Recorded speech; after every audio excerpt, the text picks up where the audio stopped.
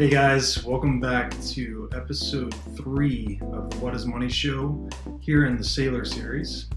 So we've covered with Michael Saylor so far the rise of man through the Stone Ages, through the Iron Ages.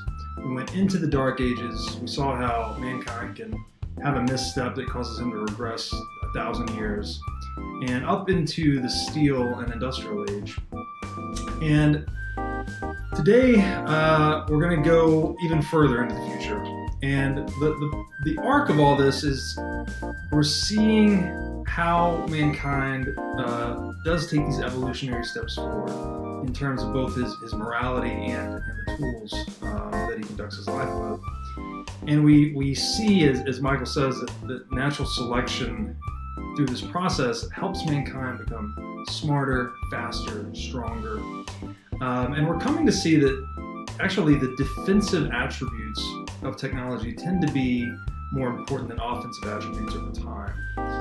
And this is just leading us deeper into and closer to Bitcoin, which, as we'll talk about later, is the ultimate monetary defensive technology. And in that sense, humans, the reason we're able to progress in this way, the reason we're different than any other animal, is because we are actually capable of harnessing and channeling energy across these field lines of our intellect. So we can form these abstract concepts and ideas, and then actually energize them by harnessing energy in the natural world. And that's why, in a geopolitical sense, naval power has been the force that sort of governs the world. He who dominates the sea dominates the world. And in that context, we're looking now, as we progress into the digital age, as digital space being this new high seas, if you will. And so in this episode, we're going to get into a lot of that, and then we'll also finish off by talking about an area that Mr. Saylor is an expert in, which is the history of scientific revolutions.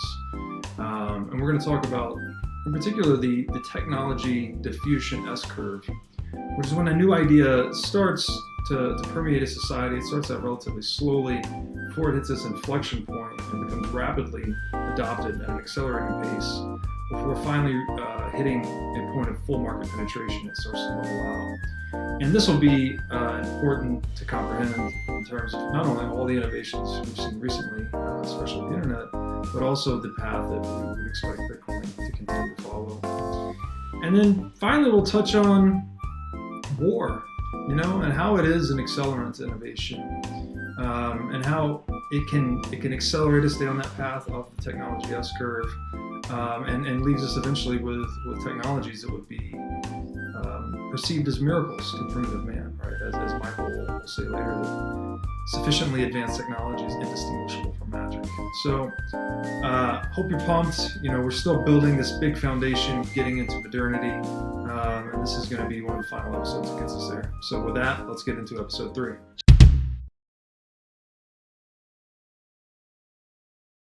So I remember the name of the Jewish bankers. It's the Warburgs.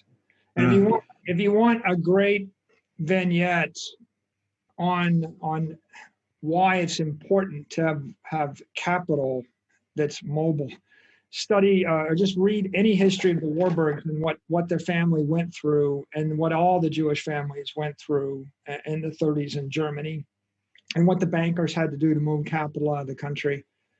And you get a very poignant, punctuated appreciation for the need of having secure capital that you control.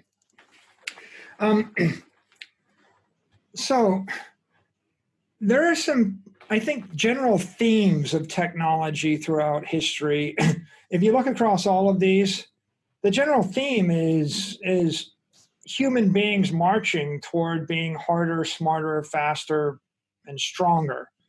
And everyone that succeeded, every empire, every individual, every company, they all found a way to be harder, smarter, faster, and stronger. George R.R. Martin he wrote a bunch of books. He's known for Game of Thrones, but he also wrote a bunch of books on superheroes, or at least he called them wild cards. And it's about a bunch of superhero or super people that have genetic mutations, and they get it from some virus. And it's a universe full of normal people, and then jokers, people that have been hideously disformed by this virus, and then aces, people that have been given superpower. And he takes a very modern view of it, and he starts to analyze superpowers. Guy figures out he can shoot laser beams out of his hands, or another woman can be invisible, or some dude can be a thin man.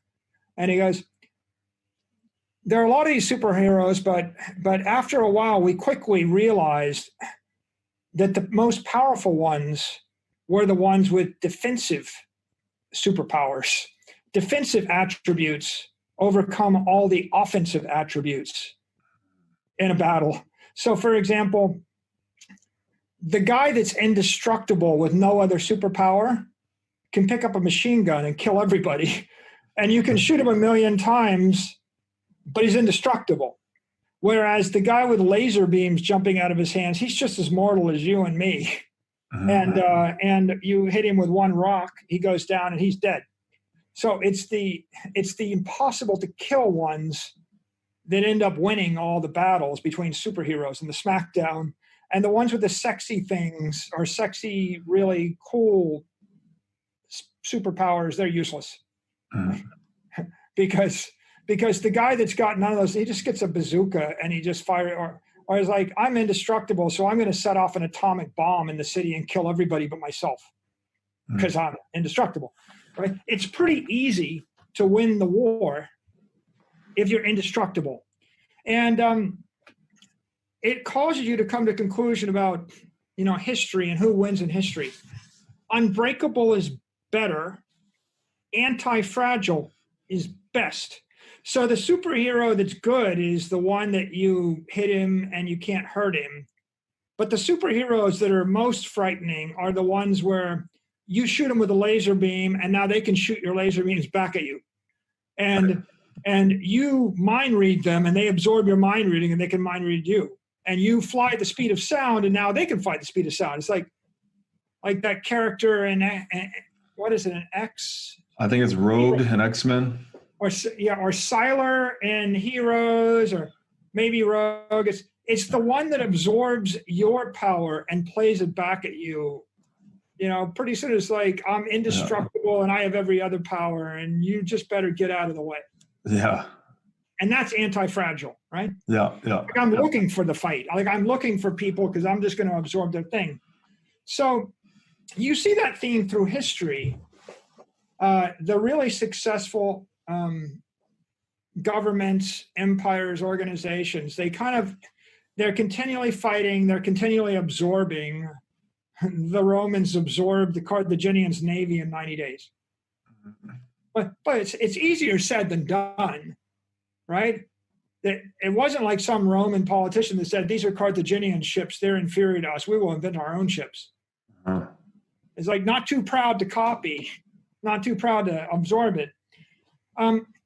This kind of principle can explain the success of the United States in the wars of the last century or more. It's like, why did we win World War I, World War II? Why is America America? Well, there's two narratives, or there's a million narratives. Here's one. One is because we're more patriotic and we're righteous and we're better. The other one is the Europeans were fighting in Europe and we were fighting in Europe. So we were fighting, they were soft. When you're dropping bombs in the middle of suburban Germany, right, you're attacking the soft underbelly of the citizens in Germany, or the soft underbelly of the citizens in France, or, the Battle of Britain, right? This is the citizen population being ravaged by a war, and that destroyed their economies, right? Destroyed their cultures, right? Same happened in Russia. Same happened in Italy. Happened. Oh, and it's happened in China. The Chinese fought a war in China soil. The Japanese fought, sort of a portion of a war, right, on their own soil with atomic warheads. On the other hand, the U.S. hadn't fought a war on U.S. soil since 1865. Okay, so who's harder, right? Back to this missile idea, right? If you can throw a missile 3,000 miles and your enemy can throw a missile back 300 miles at you, it's pretty simple. I have a rifle, you have a pistol. I stand back 1,000 feet. Your pistol's good for 200 feet. I take 100 shots. Eventually one hits. You're a perfect shot. Doesn't matter. Yeah. Right. Longer arms. So this idea, right? Are you unbreakable, or what is, back to terrain? What is the terrain? The geography determines a lot of things. If you take a modern ship, if you take a modern yacht built in the year 2020 with every piece of modern equipment on it, now try to sail it to Afghanistan. You probably won't get there. Something will probably break. Try to sail it to Rome without stopping in a port along the way. You probably won't make it. Robert, nobody does. Like, they all stop and hide somewhere. It's really hard to move stuff over the ocean thousands of miles. It's really hard. Now, why don't you try to sail an armada of 1,000 ships 3,000 miles in order to invade America? Right. Germans couldn't sail 13 miles, across the Straits of Dover. Right. The Japanese couldn't cross from Japan to China during the Kamikaze, and that's not very far. It's really hard.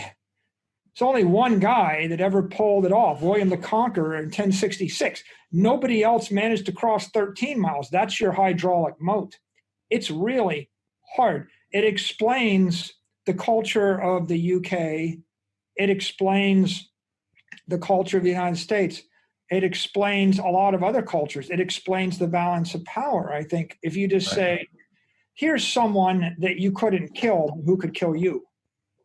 I had the option to fight on your turf, but you did never have the option to fight on my turf. Now, that in and of its way is the reason that security is so incredibly important to the Bitcoin network. What is important is that it not break. Not that it doesn't. If I'm indestructible, I don't have to be the fastest, the shiniest, the whatever, anything. I just have to be indestructible. If I'm indestructible, what? The indestructible man goes and buys a machine gun, and he's the most powerful superhero in the room, right? Right. The indestructible blockchain goes and buys a digital app or another crypto network, an off-chain app, or a Lightning, or a Binance, or a Coinbase, or Square Cash, or whatever, and it's just fine. It's the most powerful network in the room, because the thing that made it the winner was its indestructibility, its immortality. Right. Not the fact that it could shoot laser beams from its fingers, or it was beautiful, or it could fly with pretty wings, or it was invisible, right? All of these other things, like privacy, transaction, all these other things, they're features and they're interesting, but they pale compared to the characteristic of immortality. Right. Well, being indestructible in the here and now, pretty useful superhero power. Being indestructible and never aging, double useful superpower. And as for the rest, if you're an open software protocol, someone's going to code an extension to your protocol to give you every other cool power anybody wants. Right. I can find a way to construct every other superpower by hook or crook, and that makes me anti-fragile, and now I'm like the impossible to stop superhero. That's great analogy. Calls to mind that old saying that if you wait long enough by the river, you can see the bodies of your enemies float by. It's like, because Bitcoin is unchangeable and it's just a rock solid, absolute scarce quantity of 21 million. And that is the primary property and money that matters, right? I love the analogy you gave too of when someone asks you about the EPS of your company, they only care about the fully diluted cap table, right? Who gives a shit if you've got 18 outstanding, whatever, just tell me the fully diluted number. And that's what Bitcoin is, right? It's like, it doesn't matter if there's only 3 million have been lost or 18 million and a half mined so far and 3.5 to go. It's all that really matters is that fully diluted figure of 21 million, and that the scarcity cannot be compromised. And then it has enough anti-fragility on top of that to absorb other market proven features. That's all you want in money, right? Yeah, the mining rate, it's like a secondary particular effect that happens in the first few years of its evolution, but exponentially becomes irrelevant. It's a second order driver. The first order drivers, are the hardness, infinitely hard, and then adoption and utility and inflation in the fiat reference frame that it's operating in.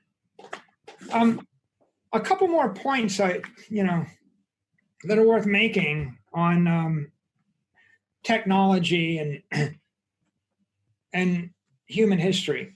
Humans triumph throughout history by channeling energy. Right? That all of these things come down to, how did I channel energy? So Navy power, right?